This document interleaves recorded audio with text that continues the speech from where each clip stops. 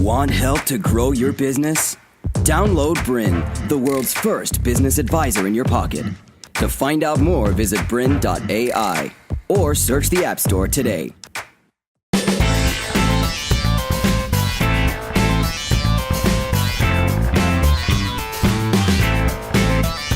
Hello and welcome to Outsource for Success. My name's Christy Smith and today we're talking about why communication is crucial when outsourcing. Do you know how many phone calls I receive on a weekly basis from business owners who have really struggled with success in outsourcing? They've failed and they're too scared to try again, yet they haven't really identified what it was that didn't work for them in the first place. Most blame the resource, and in some parts they might be warranted.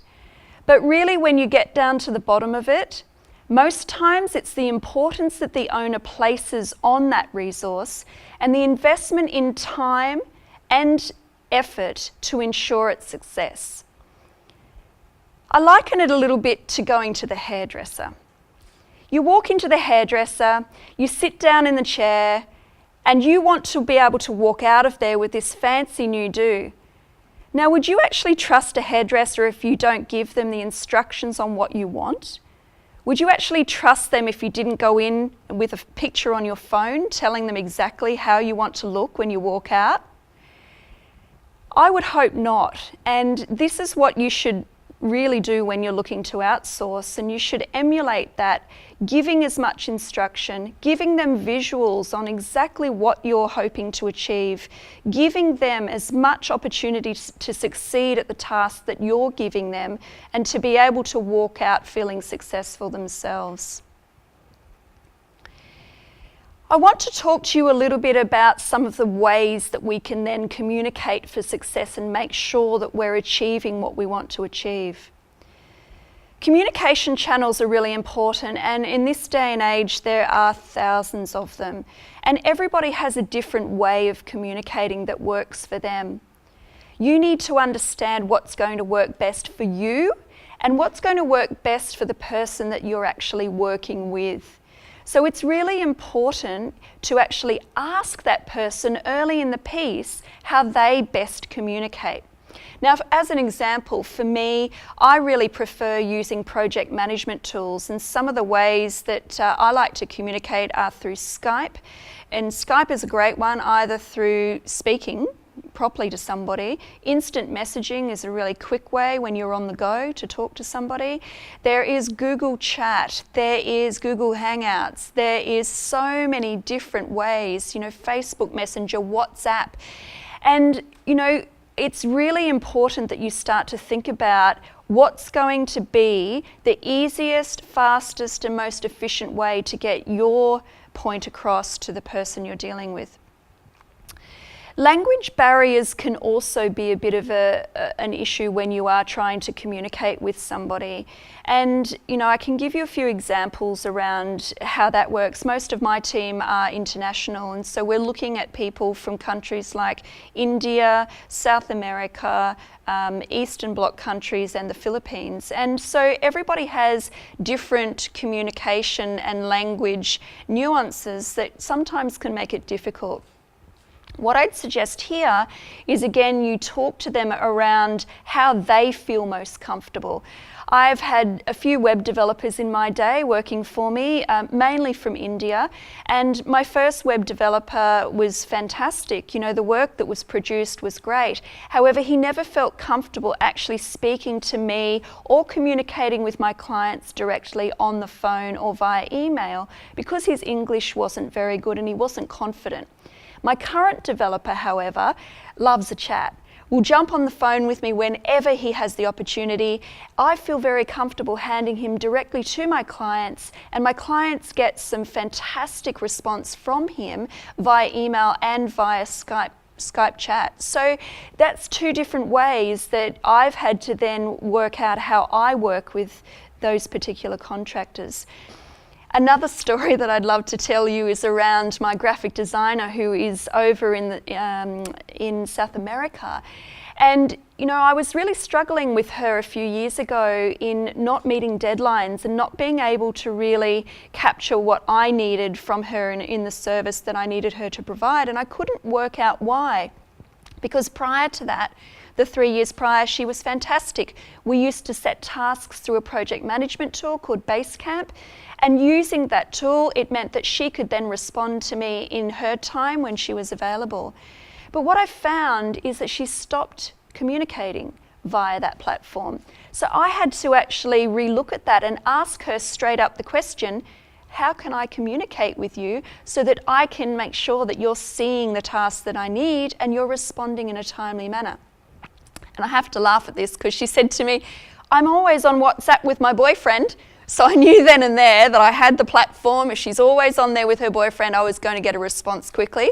And so we moved to WhatsApp, and literally within 2 hours, I get a response from her every single time. I still use Basecamp to communicate the projects, but I just ping her whenever I've set a task and let her know in WhatsApp that there's a project sitting in Basecamp. And we've never had a problem from that day forward.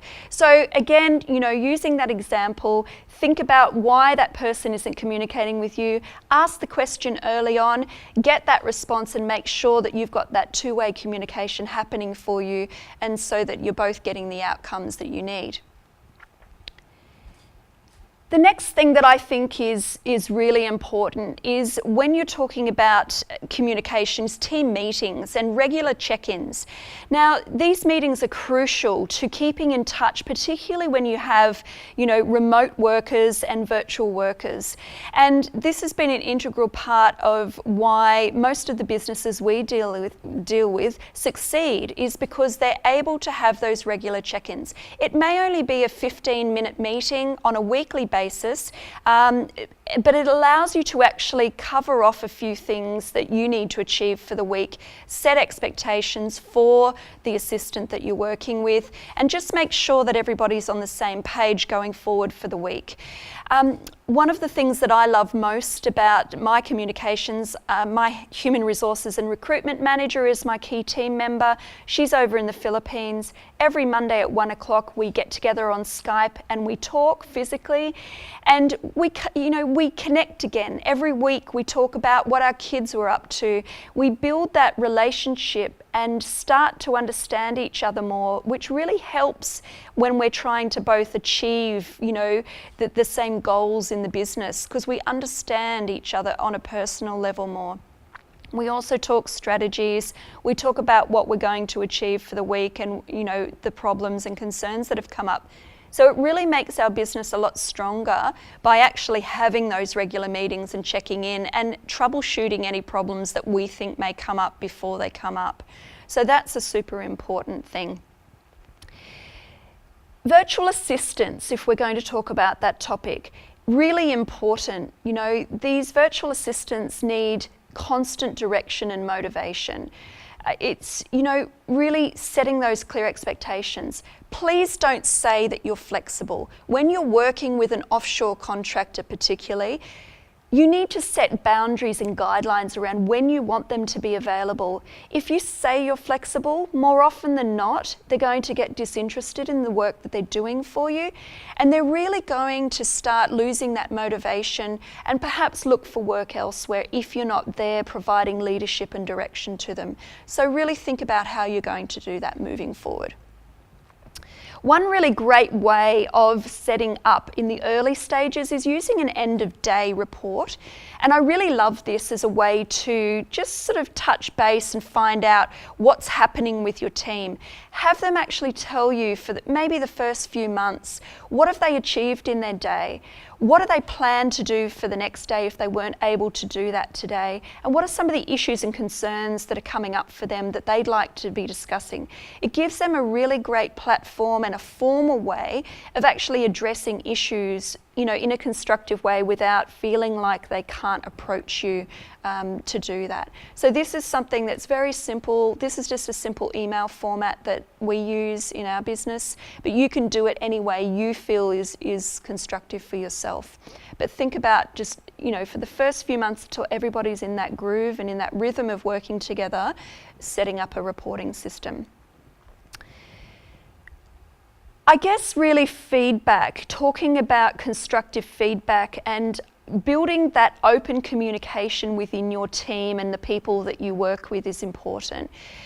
Successful outsourcing is really based around working together and making sure that you're able to talk to each other when things aren't going right, and also giving that feedback when things are going right. It's easy to get somebody on board and do the set and forget, where you really just, you're comfortable, you've given them everything that you want them to do, and then you start to get really busy and engrossed in your business and forget that they're there, thinking that they're just doing what they should be doing. That really damages a business, and it can really damage the relationship as well. That person walks away every day feeling a bit inflated that they've got no leadership and direction, and they don't really see a future in the business if you're not there providing that consistent check-in and feedback on their performance. People like to be recognised and given that recognition, and rewarded for that. Take ownership, set a To continue enjoying this presentation, download Brin, the world's first business advisor in your pocket. To find out more, visit Brin.ai or search the App Store today.